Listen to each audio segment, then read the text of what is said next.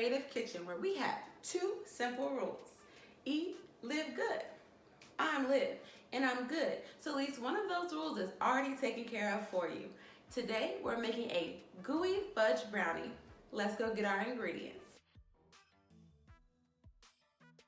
This brownie recipe right here, better than any box you could buy. So make sure you try it, and if you do, hit me in the comments. Let me know how yours turned out. Did you improve it? What did you add? Let me know. I'd love to hear from you. So let's go ahead and jump straight into this recipe. Let's start with our butter. We're going to put it in the microwave to get it really hot and melted because that's going to help start the process of dissolving this sugar through that heat. If you happen not to have a mixer to put this all together, baby, you have to grab a whisk and get to whisking. Notice I'm mixing already because, again, the process of dissolving that much sugar is a bit much because it's not that fine. I didn't have enough vanilla extract. Don't fire me up. I'm using what I have. For you people who are very observant, here's a little egg magic. One egg.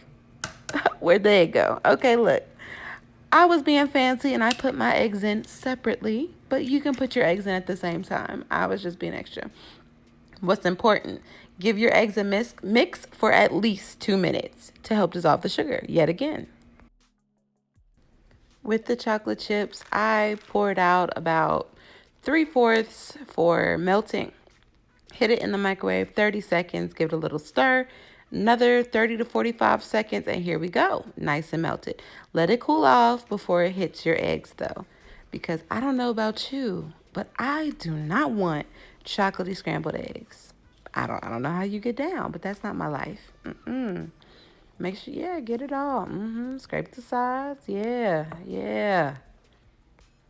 This is going to be the last time we use the mixer. So if you've been whisking, relief is coming. This is the end. This is the easy part, okay? Notice it looks almost ready, but it is not there yet. We have not put our dry ingredients in. Scrape down your sides. Get that in. We don't want to miss nothing. Get yourself a sifter if you like it. If you don't like it, you don't have to use it. But if you messing with me, if you rocking with me, you better know I'm going to sift. However, look at how small this sifter is, y'all. Look at my struggle. It's so tiny.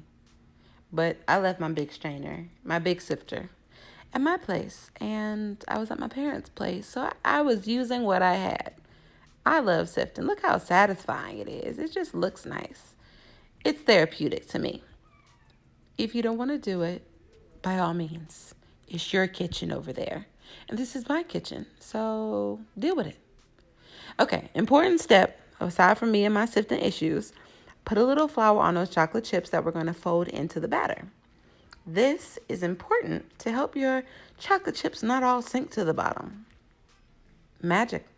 By having that flour on the outside, it helps it bind to the rest of the batter and they stay right where they're supposed to be, submerged throughout the whole thing. Okay, and now we're going to take your spatula or a spoon and just stir until combined.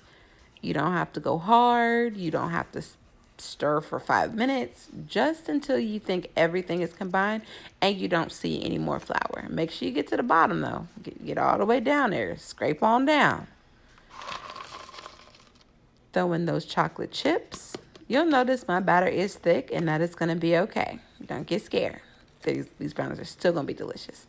And fold them in. Still a taste for yourself and your batter is done.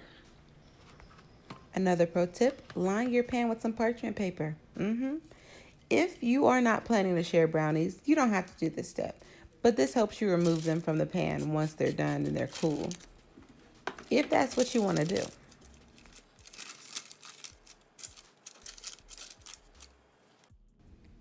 Time to drop the batter in, and yes, it is thick. That's because of all that flour and all that mixing we did. Whew. Don't be scared though. It's gonna be all right. Just, lay it in there, pat it around, lay it out, and you're good to go. Our oven's gonna be at 350. Of course, be precautious with how your oven works, and then slide it in. I'm going to also set a timer with this because at the halfway mark, we have a fun little thing that we're going to have to do. At the halfway point, slam it again, slam it some more, a few more times. Go ahead. We're doing this to get rid of any air, and then you just pop it back in the oven and finish cooking for another 15 minutes. I did my research on these brownies. Having made them 3 times, I know I have brought you my favorite variation. What I will say, the biggest thing I learned was that brownies is, the ingredients are important, but how you make them far outweighs that. Making sure your eggs are whisked and most of your sugar is dissolved, pretty vital. Taking those brownies out halfway. No cake. We're not here for cake. If I wanted chocolate cake, this would be a different video.